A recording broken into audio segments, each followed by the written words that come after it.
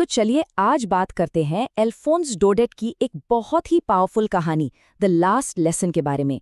ये कहानी सिर्फ एक क्लासरूम के आखिरी दिन की नहीं है, बल्कि ये हमें सोचने पर मजबूर करती है कि हमारी भाषा, हमारी पहचान और हमारी आज़ादी का असल में मतलब क्या है। तो कहानी शुरू होती है एक छोटे लड़के फ्रांस के साथ। सुबह का वक्त है और दिन बिल्कुल आम सा लग रहा है। स्कूल के लिए देर हो रही है, होमवर्क किया नहीं है और दिल में डर है अपने टीचर एम हैमिल की डांट का, क्योंकि उन्हें पार्टिसिपल्स पर सवाल पूछने थे और फ्रांस को तो उसका प भी नहीं पता था। लेकिन ये जो दिन इतना आम सा लग रहा था ना, वो फ्रेंड्स और उसके पूरे गांव के लिए एक ऐसा दिन बनने वाला था जिसे वो कभी नहीं भूल पाएंगे। एक ऐसा दिन जो उनकी दुनिया को हमेशा हमेशा के लिए बदल कर रख देगा। तो कहानी के पहले हिस्से में हम देखते हैं कि फ्रांस की जानी पहचानी दुनिया उसे कुछ अजीब लगने लगती है। उसे महसूस होता है कि आज कुछ तो गड़बड़ है। अच्छा, इस कहानी को ठीक से समझने के लिए हमें थोड़ा सा उस वक्त में पीछे जाना होगा। साल है 1870-71 का। फ्रांस और प्रशिया के बीच जंग हुई है, जिसमें फ्रांस हार गया है। और इसका नतीजा ये हुआ है कि फ्रांस के दो इलाके एल्ज़स और लोरेन अब प्रशिया के कब्जे में हैं, मतलब वहां अब जर्मन शासन है। सोचिए, फ्रांस जब स्कूल पहुंचता है तो एकदम हैरान रह जाता है। रोज वाला शोर शराबा, वो हल्ला गुल्ला कुछ भी नहीं था। आज सब कुछ इतना शांत था, इतना अजीब, जैसे मानो संडे की सुबह हो। हवा में एक अजीब सी खामोशी और भारीपन था। और अगर बाहर इतनी शांति थी तो क्लास के अंदर का नज़ारा तो और भी चौंकाने वाला था। टीचर एम हैमिल ने अपने सबसे अच्छे संडे वाले कपड़े पहने हुए थे। ये वो कपड़े थे जो वो सिर्फ किसी खास मौके पर ही पहनते थे। और सबसे अजीब बात, क्लास की पिछली बेंचों पर गांव के बड़े बुजुर्ग लोग बैठे थे, एकदम चुपचाप, जैसे किसी की मौत पर आए हों। कुछ बहुत बहुत गलत था। और फिर कहानी में वो पल आता है जो इस अजीब खामोशी और इस भारी माहौल के पीछे की वजह बताता है। एक ऐसी वजह जो दिल दहला देने वाली थी। एम हैमिल अपनी कुर्सी पर बैठते हैं और एक ऐसी बात कहते हैं जो सब कुछ बदल देती है। वो बहुत ही गंभीर आवाज में बताते हैं कि ये उनका आखिरी फ्रेंच लेसन है। बर्लिन से ऑर्डर आ गए हैं कि कल से स्कूलों में सिर्फ जर्मन पढ़ाई जाएगी।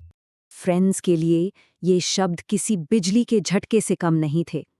एक ही पल में उसे सब कुछ साफ साफ समझ आने लगा। टाउन हॉल के बाहर वो भीड़ क्यों थी, स्कूल में इतना सन्नाटा क्यों था, और क्यों गांव के लोग आज क्लास में बैठे थे। ये उन सब का अपनी भाषा में आखिरी सबक था।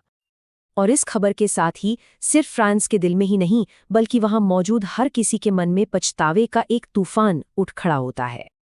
और यहीं पर वो एहसास होता है ना कि हम किसी चीज की कीमत तब तक नहीं समझते जब तक वो हमसे छिनने नहीं लगती। अचानक फ्रांस को अपनी किताबों से प्यार हो गया, जिन किताबों को वो कल तक बोझ समझता था। उसे अपनी भाषा की कीमत समझ आ रही थी। और तो और उसे अपने सख्त टीचर एम हैमिल के लिए भी बहुत बुरा लग रहा था। एम हैमिल सिर्फ बच्चों को ही दोष नहीं देते, वो कहते हैं कि इस गलती के जिम्मेदार सब हैं।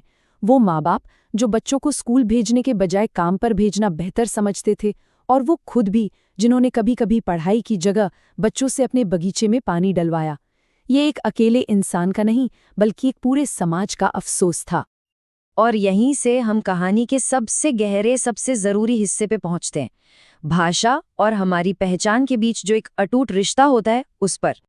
एम हैमिल अपनी भाषा के बारे में जब बात करते हैं तो उनकी आवाज में एक अलग ही जुनून होता है, एक दर्द होता है। उनके लिए फ्रेंच सिर्फ बात करने का एक तरीका नहीं थी, नहीं, ये उनकी संस्कृति थी, उनका गौरव थी, ये उनकी पहचान थी। और फिर वो जो बात कहते हैं वो इस कहानी का दिल है, उसकी आत्मा है। वो कहते हैं कि जब लोगों को गुलाम बनाया जाता है तो जब तक वो अपनी भाषा को कसकर पकड़े रहते हैं, ये ऐसा है मानो उनके पास अपनी जेल की चाबी हो। मतलब भाषा सिर्फ शब्द नहीं है, ये उम्मीद है, ये एकता है, और ये गुलामी के अंधेरों में आज़ादी की एक लौ है। कहानी अब अपने सबसे भावुक पल की तरफ बढ़ रही है, उस आखिरी फ्रेंच लेसन के आखिरी लम्हों की ओर। और फिर चर्च की घड़ी में 12 बजते हैं। समय खत्म हो चुका था, एक युग का अंत हो गया था। फ्रेंच भाषा का वो पाठ अब आधिकारिक तौर पर खत्म हो गया था। और ठीक उसी पल, एक तरफ जहां एक भाषा खत्म हो रही थी, वहीं दूसरी तरफ बाहर से प्रशिया के सैनिकों की तुरहियों की आवाज सुनाई देती है। ये एक याद दिलाने जैसा था कि अब एक नई हकीकत ने उनकी दुनिया में दस्तक दे दी है। एम हेमिल का गला भर आया था, उनसे बोला नहीं जा रहा था। तो उन्होंने क्या किया, उन्होंने अपनी पूरी हिम्मत जुटाई, चौक उठाया और ब्लैकबोर्ड की तरफ मुड़कर जितने बड़े अक्षरों में लिख सकते थे लिखा, वीव ला फ्रांस, यानी फ्रांस जिंदाबाद। ये एक खामोश चीख थी जो किसी भी भाषण से ज्यादा ताकतवर थी। और कहानी हमें फ्रांस के एक बहुत ही मासूम से लेकिन बहुत ही गहरे सवाल के साथ छोड़ जाती है। वो सोचता है कि क्या ये लोग अब कबूतरों को भी जर्मन में गाना सिखाएंगे? ये सवाल हमें सोचने पर मजबूर करता है कि किसी से उसकी भाषा छीन लेना सिर्फ उससे बात करने का हक छीनना नहीं है, ये उसकी पहचान, उसकी आत्मा, उसके होने का सबूत छीनने जैसा है।